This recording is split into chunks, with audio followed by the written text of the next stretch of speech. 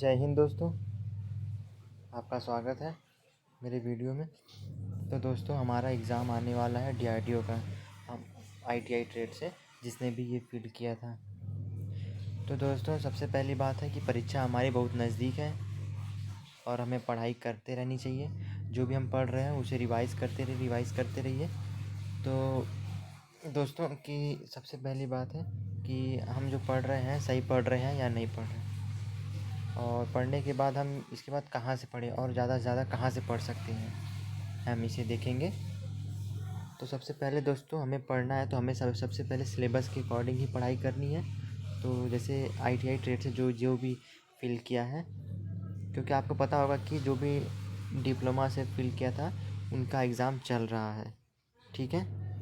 तो हमारा एग्ज़ाम भी हो सकता है कि हाल फिलहाल में हो जाए, लास्ट दिसंबर तक हो जाए, या फिर जनवरी फर्स्ट वीक में हो सकता है। तो दोस्तों, पढ़ाई करते रहिए। अगर आपने पढ़ाई तो आप कर ही रहे होंगे। तो दोस्तों, सिलेबस की बात कर लेते हैं। सिलेबस में हमारा क्या क्या है, सबसे पहली बात यही है, अगर आपको सिलेबस मालूम है, ठीक है, अब आप उसकी अकॉर्डिंग पढ़ाई करना स्टार्ट कर सकते हैं। पढ़ाई करते रहिए।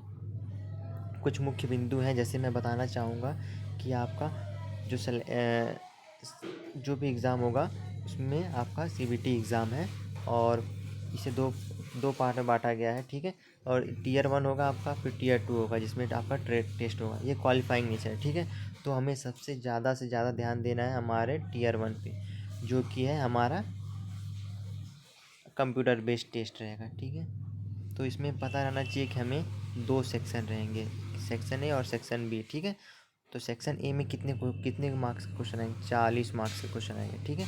और सेक्शन बी में कितने आएंगे? 80 मार्क्स के, ठीक है। तो ज़्यादा से ज़्यादा हमारे 80 मार्क्स के आ रहे हैं, ठीक है। तो हमारे 80 मार्क्स जो हैं वो हमारे ही ट्रेड से रहेंगे। जैसे मैंने फीटर से भरा है तो मेरे फीटर ट्रेड के रहेंगे, या मैंने इलेक्ट्रीशियन से भरा तो मेरे इलेक्ट्रीशियन ट्रेड के रहेंगे, ठीक है। तो 80 ट्रेड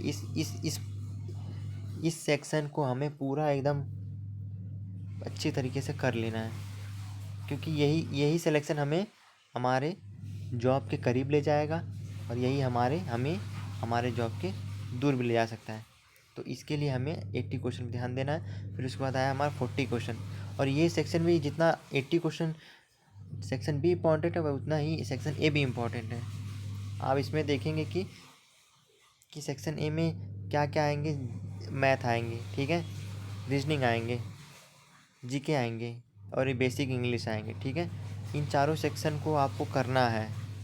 ऐसा नहीं है कि आप अगर टेक्निकल कर लिए तो आपका सिलेक्शन हो जाएगा, नहीं होने वाला है, क्योंकि एक से एक बंदे वहाँ बैठेंगे, आपको उन सब से कॉम्पीट करना है, ठीक है।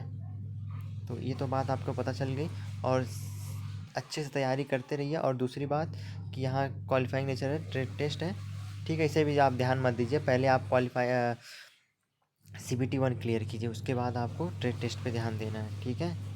अब ठीक है, ये बात तो ठीक है अपना कि अपन पढ़ाई कर रहे हैं और आपको सिलेबस भी मालूम चल गया है हमको। अब दूसरी बात है कि हम अब पढ़ें कहाँ से? पढ़ तो रहे हैं, जैसे हमारे पास कोई स्पेसिफिक बुक होगी तो हम अपने आप को परीक्षण करेंगे कि हाँ, हम सही पढ़ रहे हैं या नहीं पढ़ रहे हैं। तो उसके लिए हम एमसीक्यूज़ के क्वेश्चन लगाएंगे। जैसे मैंने फीटर से भरा है तो ये मेरे पास फीटर की बुक है, तो मैं इसी से जो भी एमसीक्यूज़ इसमें बहुत सारे दिए हैं, टोटल 141 सेट इसमें दिया हुआ है। तो आप जैसे अपने ट्रेड के हिसाब से आप मंगा सकते हैं। ये यूथ कंपटीशन टाइम्स की बुक है। इसमें आपको सारे चैप्टर वाइज सॉल्व पेपर मिल जाएंगे, चैप्टर वाइज हैं। अच्छी बात यह है कि जैसे आपको आपने लेथ मशीन पढ़ी तो उसके हिसाब से आपको जितने भी लेथ के क्वेश्चन आ जाएंगे सारे उसमें दिए रहेंगे, आप उससे अपनी प्रैक्टिस कर सकते हैं।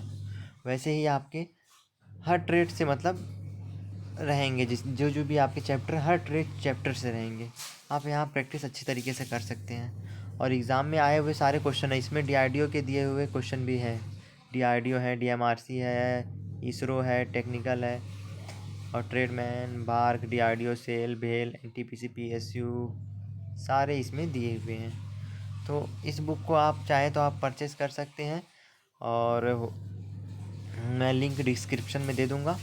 और आप अच्छे से पढ़ाई करिए, और धन्यवाद। आप अगर चाहते हैं कि इस बुक को मैं यूट्यूब में भी पढ़ाऊँ क्योंकि मैं इसी बुक्स पढ़ रहा हूँ। हो सकता है मैं आपको इस बुक को पढ़ा यूट्यूब में डाल भी सकता हूँ, तो आप पढ़ भी सकते हैं, हो सकता है। ठीक है दोस्तों, तो आप पढ़ाई करते रहिए। धन्यवाद।